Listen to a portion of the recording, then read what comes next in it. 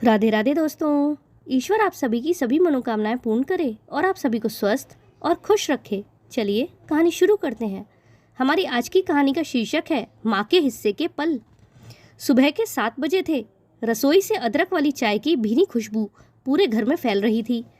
खिड़की से आती धूप ने आंगन में सुनहरा रंग घोल दिया था। कमरे के दरवाजे से माँ सुशीला जी ने झांका। बहू निहारिका ऑफिस जाने की तैयारी के साथ साथ रसोई में परांठे भी सेक रही थी। वो बोली, बहू रहने देना, मैं बना देती हूँ नाश्ता। नहीं मम्मी, निहारिका मुस्कुराई, आज आपकी छुट्टी है, आप बस बैठिए, मैं सब कर लूँगी। इतने में वह उनके पास आई और उनके हाथ में कुछ रख दिया। ये लीजिए मम्मी, 10,000 रुपये, अपने पास रखिए।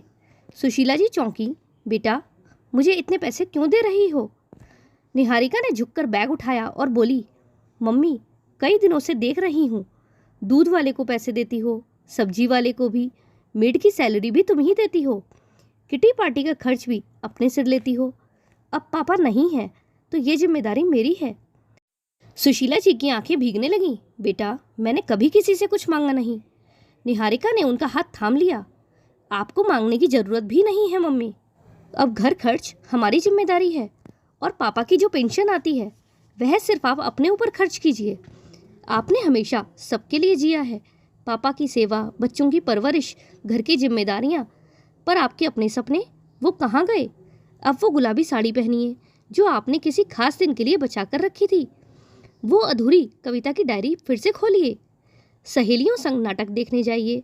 पार्क में बैठकर चाय पीजिए। अब आपको सिर्फ उन पलों को जीना है जो आप बहुत पीछे छोड़ आई हो। सुशीला जी की आंखों में भूले बिसरे सपने तैरने लगे।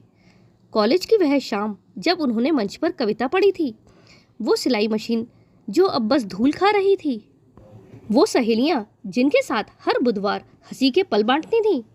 सुशीला जी बोली, बेटा तू मेरे लिए इतना क्यों सोच रही है?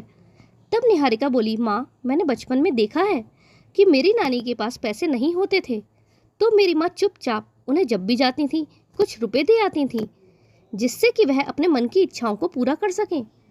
बस वही बात मुझे याद है। तब मैं माँ से पूछती थी, माँ नानी ने तो आपसे रुपए मांगे ही नहीं, फिर आपने क्यों दिए? तब वह बोली, क्योंकि किसी को बिना कहे समझ लेना ही असली सम्मान होता है बेटा, और आत्मनिर्भर बनाना सबसे बड़ा तोहफा।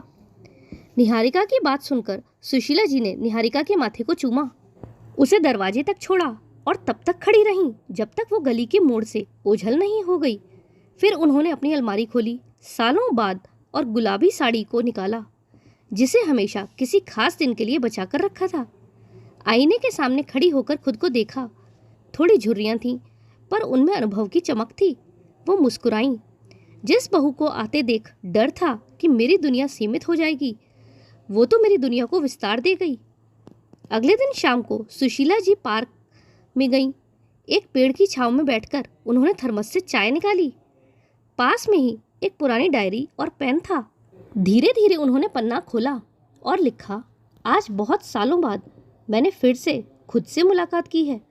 अब मैं सिर्फ माँ या दादी नहीं हूँ, मैं भी हूँ, और मुझे यह बहुत अच्छा लग रहा है।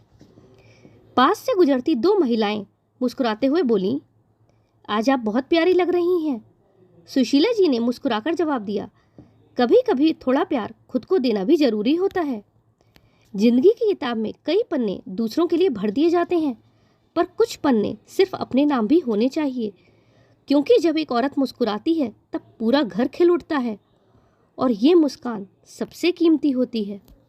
दोस्तों, आपको ये कहानी कैसी लगी कमेंट में ज़रूर बताइएगा। अगर पसंद आई हो तो वीडियो को लाइक करें, और चैनल पर नए हो तो चैनल को सब्सक्राइब करें। हमारे साथ अंत तक बने रहने के लिए धन्यवाद। जय श्री राधे।